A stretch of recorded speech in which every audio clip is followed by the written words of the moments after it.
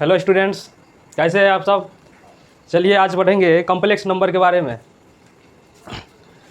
उससे पहले हम जानेंगे कि कॉम्प्लेक्स नंबर मैथमेटिक्स के किस ब्रांच में आते हैं। तो ये अलजेब्रा में आता है, अलजेब्रा में। और अलजेब्रा क्या है? एक जनरलाइज ब्रांच ऑफ अर्थमेटिक।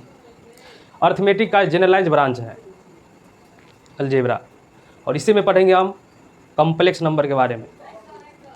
तो चलिए जानते हैं कॉम्प्लेक्स नंबर क्या है। उससे पहले कॉम्प्लेक्स नंबर्स जानने से पहले, उसका जो डेफिनेशन है वो जानने से पहले हम जानेंगे उसको एक्सप्रेस कैसे किया जाता है। उसको एक्सप्रेस करने के लिए हमें किन चीज़ों की आवश्यकता होती है उसके बारे में जानेंगे। तो चलिए, एक है इमेजिनरी नंबर। सबसे पहले हम इमेजिनरी नंबर को जानते हैं। इमेजिनरी नंबर, इमेजिनरी नंबर, तो इसमें हम जानेंगे, मान लेते हैं एक इक्वेशन है x³ - 1 = 0। ये एक इक्वेशन है। आप सब इसमें इसका सॉल्यूशन कर चुके हैं। इसका सॉल्यूशन क्या होगा आप सब निकाल चुके हैं 10th में। जो इसका सॉल्यूशन होगा x = 1 होगा ना।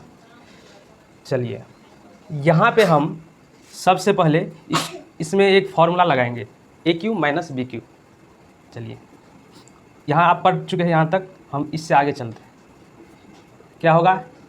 A - B होती है इंटू A² माइनस, इसका माइनस है यहाँ पे, तो प्लस AB + B² = 0। तो आप तो इसको 0 के इक्वल करके x का मान तो निकाल लेते हैं, वो तो ठीक है। लेकिन ये कहाँ गया? इसको तो हम सब भूल जाते हैं 10th में, छोड़ देते हैं। सिर्फ इसी को लेकर के चलते हैं, इसको छोड़ देते हैं।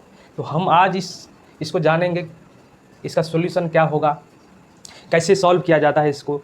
ये देखिए पावर 2 है, तो इसको ये एक क्वाड्रेटिक एक्सप्रेशन है। यदि इक्वल 0 कर देंगे तो ये क्वाड्रेटिक इक्वेशन बन जाएगा। तो चलिए, x² + x + 1 = 0। यहाँ पे देखिए b² - 4ac निकालेंगे, क्योंकि इसी से पता चल जाता है ना क्या है, रियल होगा या इमेजिनरी होगा। चलिए, तो ये निकालेंगे 1 - 4 × 1 × 1, ये होगा -3। तो यहाँ पे b² - 4ac जो है 0 से छोटा आ गया। जब भी 0 से छोटा आता है, आप 10th में पढ़ चुके हैं, जो 0 आता है छोटा से, तो हम कहते हैं कि इक्वेशन का जो रूट होगा वो इमेजिनरी नंबर होगा।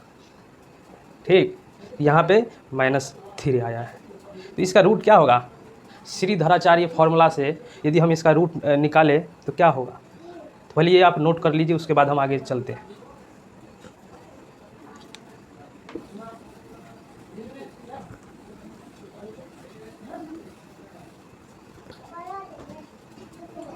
चलिए, श्रीधराचार्य का फॉर्मूला क्या है? x = -b + -√b² - 4ac, तो -3/2a 1। तो क्या होगा यहाँ? तो यहाँ पे हम देख सकते हैं -3 है, पॉजिटिव रियल नंबर है यहाँ पे ये 3, और इसमें नेगेटिव साइन है। अर्थात हम कह सकते हैं दैट इज जो नेगेटिव रियल नंबर का रूट है, और नेगेटिव रियल नंबर का रूट के बारे में हम अभी तक नहीं पढ़े हैं। अभी तक हम पढ़े ही नहीं है। रूट में नेगेटिव नंबर होता ही नहीं है, वास्तव में नहीं हो सकता। ठीक, तो इसीलिए हम इसको एक्सप्रेस कैसे किया जाता है वो डिस्कस करेंगे अभी। चलिए, इसका पहले यूनिट निकालना पड़ेगा। इसका जो यूनिट होती है वो निकालेंगे, और उस यूनिट में इसको एक्सप्रेस करेंगे। पहले यूनिट निकालते हैं, इसको मिटा देते हैं। एक इक्वेशन लेते हैं, x² + 1 = 0। मान लीजिए किसी का उम्र को किसी का उम्र उसी के उम्र से गुना कर दे, और उसमें 1 जोड़ दे तो हमें 0 प्राप्त होती है। तो ये एक इक्वेशन बन गया, अलजेब्रिक इक्वेशन। इसको सॉल्व करते हैं तो यहाँ पे हम x square is equal to -1 होगा, और किसी भी रियल नंबर का स्क्वायर -1 नहीं होता है, ठीक है। तो यहाँ पे देखिए -1 आ रहा है निगेटिव, जो कि निगेटिव है। तो यहीं पे हम यदि सॉल्व करें, एक्स का वैल्यू निकाले, तो ये रूट में -1 होगा, और इसी को कहा जाता है आयोटा।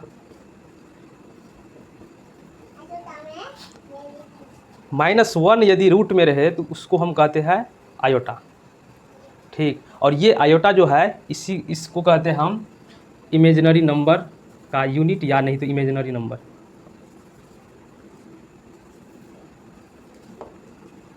और इसी में आयोटा में ही हम कॉम्प्लेक्स नंबर को एक्सप्रेस्ड करते हैं, एक यूनिट है, ठीक। चलिए आगे चलते हैं।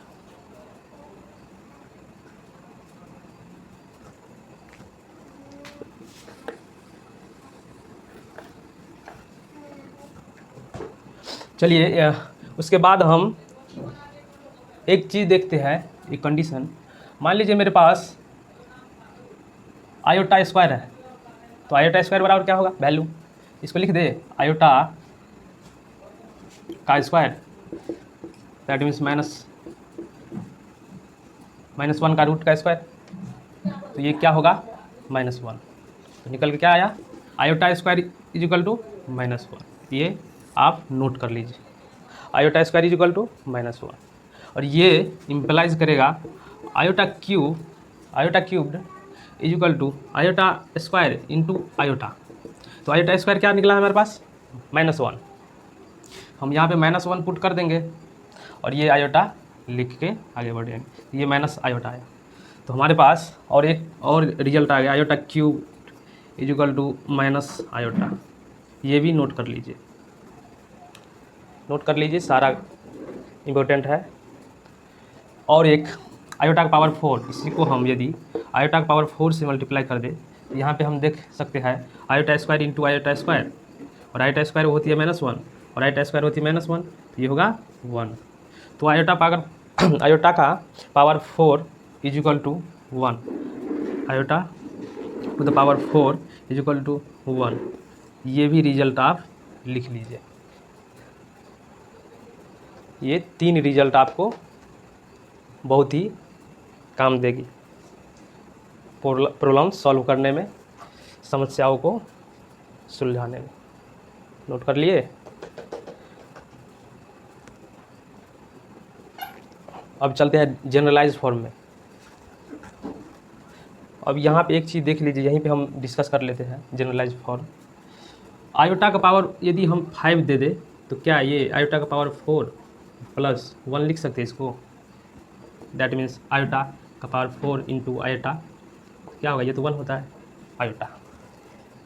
मतलब इसका अर्थ ये हुआ, आयोटा का पावर यदि इंटीजर रहे तो हम उसमें 4 से डिवाइड करके उसका वैल्यू निकाल सकते हैं, वही देखेंगे आगे। चलिए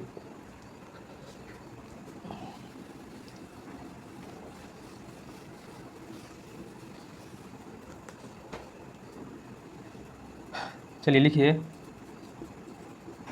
integral power of iota, integral power of iota if we find the value of iota to the power n, जहाँ n जो है 4 से बड़ा है, तो उसमें सबसे पहले क्या करेंगे, हम n को डिवाइड कर देंगे 4 से। यहाँ पे क्या मिलेगा हमें, मान लो क्वेश्चन मिला q, रिमाइंडर r, और यहाँ पे डिविडेंड n है, तो हम इसको लिख सकते हैं n is equal to 4q plus r। तो हम यहाँ पे होगा आयोटा का पावर, इसी therefore iota to the power n is equal to iota to the power 4q plus r। इसको हम अलग अलग कर देते हैं, iota to the power 4q into iota to the power r।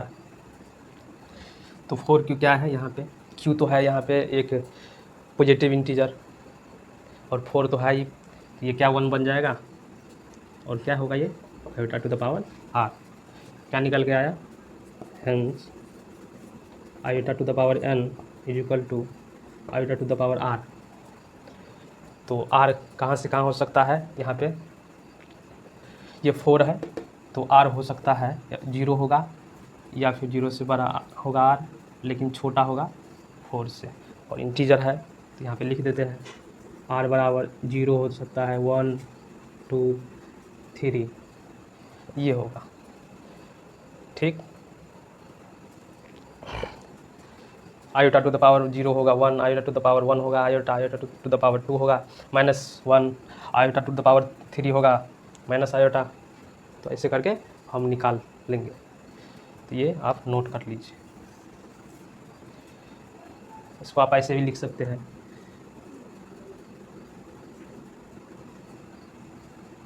वैसे तो यहाँ पे लिख दिए है, यहाँ पे भी लिख देते हैं, नोट कर लीजिए, ये बहुत इंपॉर्टेंट चीज़ है। चलिए हम जाते इसको क्लीन करते हैं।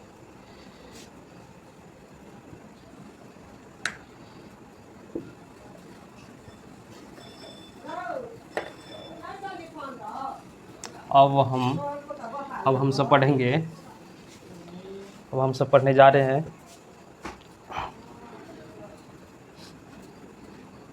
जब हमारे पास 1/आयोटा होगा तब क्या होगा इसका वैल्यू।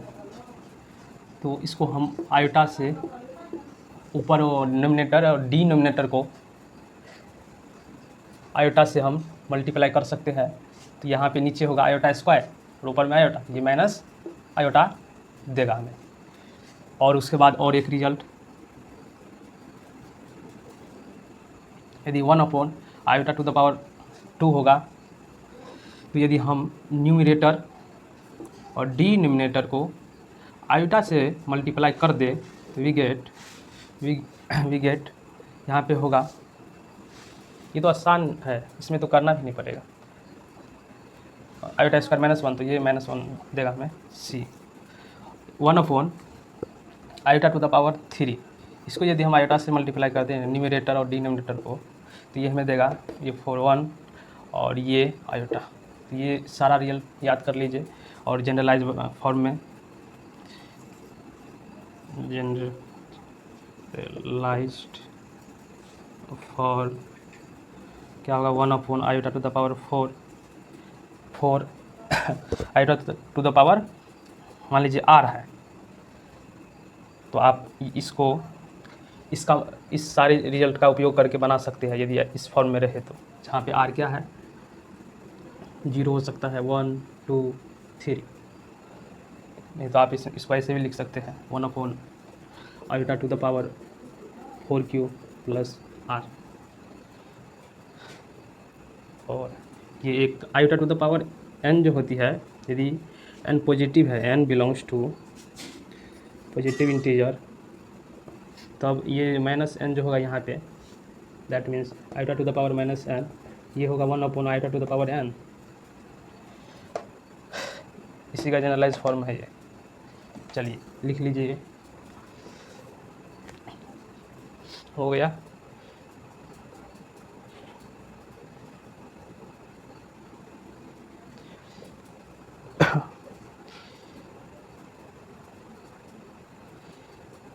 चलिए नोट कर लीजिए, हम इरेज करते हैं।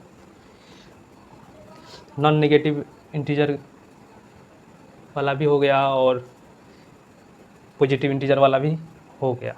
ये क्या है यहाँ पे नॉन पॉजिटिव इंटीजर, ये पूरा मिला के चलिए इरेज करते हैं।